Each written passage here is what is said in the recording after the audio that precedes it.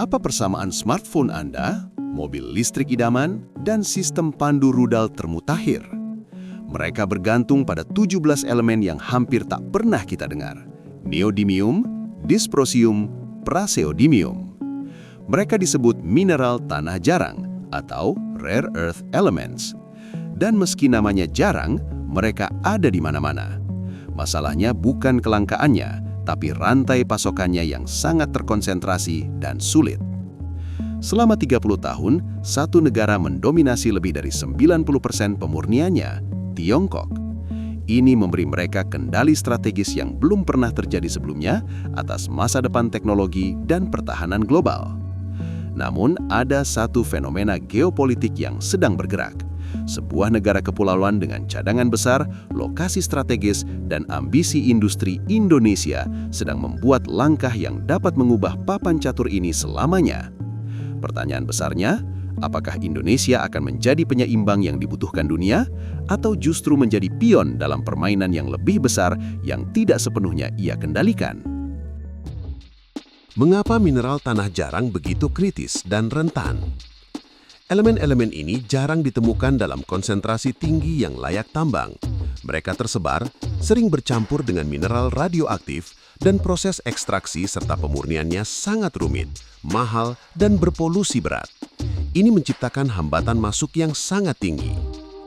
Krisis dimulai tahun 2010, saat sengketa maritim dengan Jepang memanas. Tiongkok secara tiba-tiba membatasi ekspor mineral tanah jarang. Harga melonjak 600% dalam beberapa minggu. Pabrik-pabrik di Tokyo, Berlin, dan Washington terdiam.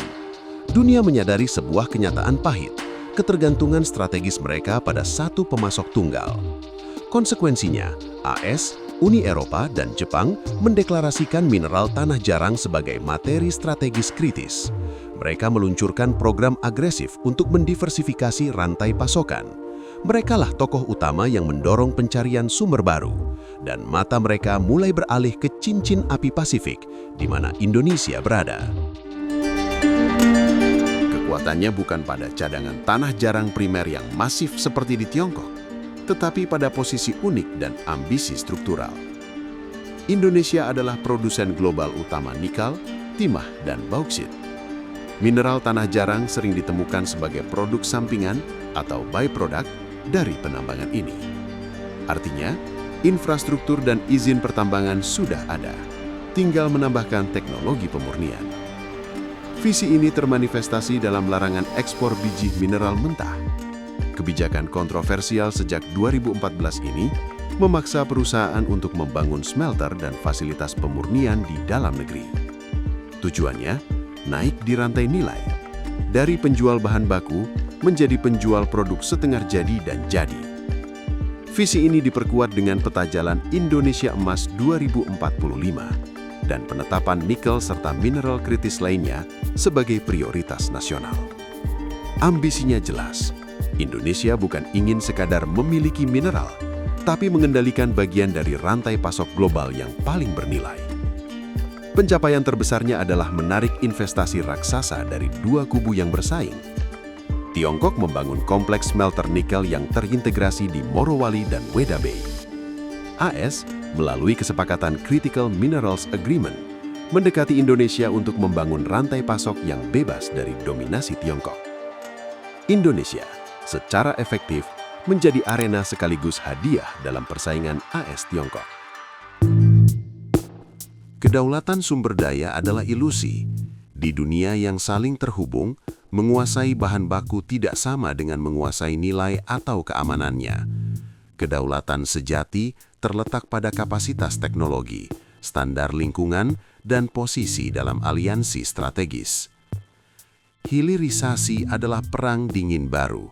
Perebutan bukan lagi untuk menguasai tambang, tetapi untuk menguasai pabrik pemurnian, pabrik magnet, dan pabrik baterai yang menjadi otak dari produk akhir. Indonesia sedang berusaha membangun pabrik-pabrik itu di tanahnya sendiri. Indonesia telah memilih untuk tidak hanya menjadi batu catur, tetapi mencoba menjadi salah satu pemain yang duduk di meja. Namun, pertanyaan terberat tetap menggantung.